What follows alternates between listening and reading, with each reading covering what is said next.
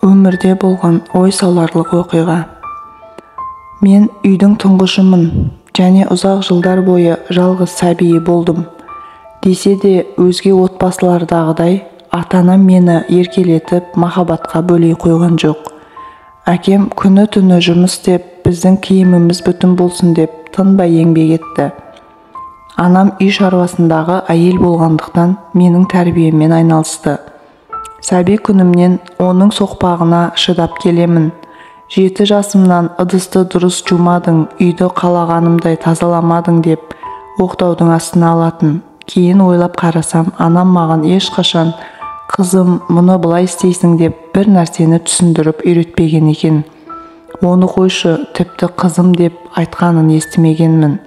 Семіріп барасың, сен өзіңді сұлумын деп ойлайсың ба? Қолыңнан түк келмейді, топас, өлгенің артық еді деген сөздерді ғана естіп өстім. Сабағыма да үнемі көңілі толмайтын. Үй тапсырмасын орындағанда бір нәрсені дұрыс түсінбей қалсам, басымнан ұрып, төбемнен нұқып, менің санасыз екенімді сан мәрте есіме түсіретін. Кейде сөредегі пышақты ала жөнеліп, дұрыс жауабын айтпасаң, саусағыңды кесемін деп қорқытатын еді. Балалық шағым өмірімнің қиын кезеңдерінің бірі шығар. Біраз жылдардан кейін отбасымызда тағы бір сәби дүниеге келді. Анам ұлды болған жылы менің тәрбиелімен айналысуға уақыты да, қауқары да болған жоқ. Шынымды айтсам, тіпті сол кезде оның мінезі жұмсарғандай болды. Ұлын ерекше қатты жақсы көрді. Оның біреуге кіршіксіз махаббатпен, жылы шыраймен қарағанын бірінші рет сол кезде байқадым. Жүзіндегі күлкісі шынайы екенін сездім. Десе де ешқашан әке-шешемді інімнен қызғанып көрмеппін. Керісінше оларға қуаныш сыйлап, бақытты ететін жанның пайда болғанына қуандым. Бұл сәби әке-шешемнің арасын жалғағандай болды. Кезінде анам әкеме сүйіп қосылды дей алмаймын. Оның ойынша сол себепті үйімізде түсініспеушіліктер болып тұратын. Жанжалды көбінесе анам тудыратын, әйтпесе әкем қой аузынан шөп алмайтын жуас кісі еді. Әрқашан біздің көңілімізге қарап жүреді. Кейде анамның ауыр мінезін көтере алмай қалатында шағы болады. Інім дүниеге келген жылы мен біраз есейген болатынмын. Күндіз сәбидің жүргектерін жуып, тамақ жасап, үй жинап, анамның қолын жылы суға салуға тырыстым. Ал түнде бесік тербетіп, баланың ұйқысын күзеттім. Ініме бір қарағанда ішім жылып сала беретін. Сол жылы сабағыма ерекше қызығушылықпен қарай бастадым. Көп ұзамай оқуымда біршама жетістіктерге жетіп, озат оқушылардың бірі болғаным үшін арнайы мадақтама да алдым. Бірақ сонда да анамның көңілінен шыға алмадым.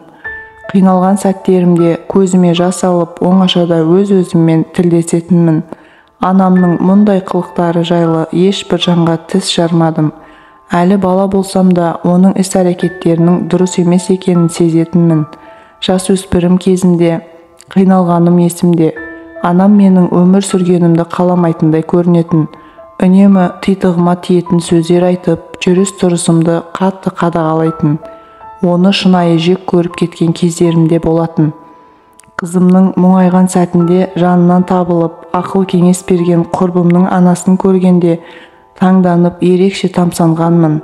Ол бойжеткен қызын сәбише еркелетіп, мейірімін төгіп отыр.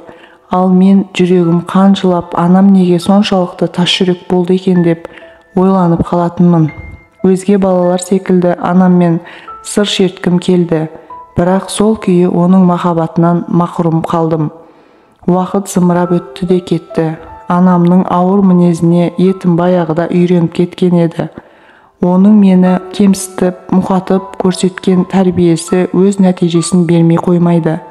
Жоғарғы оқу орнына түскен жылы өзімнің ұяң ойын ашық айталмайтын сөзге шорқақ болып өскенімді байқадым.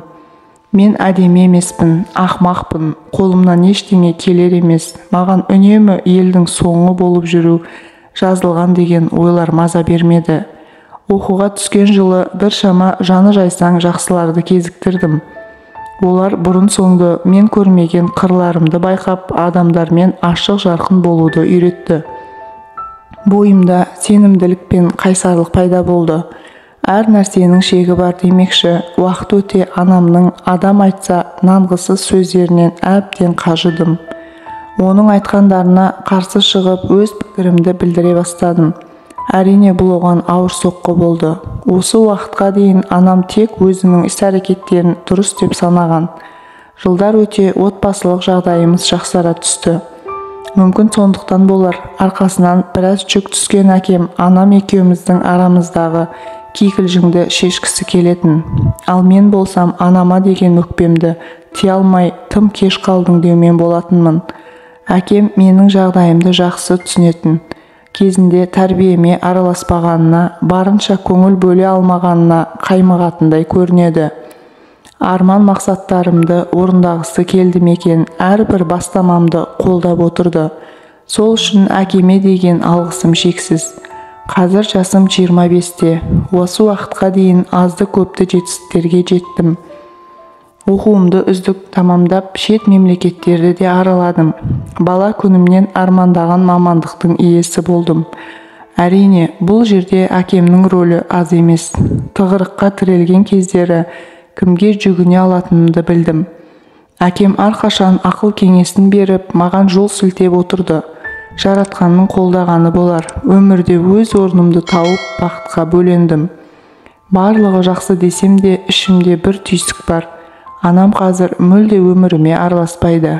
Екеуміздің арамыз сол күйі суық. Мен оны қанша жақсы көрсем де, сезімімді ешқашан білдіре алмаспын.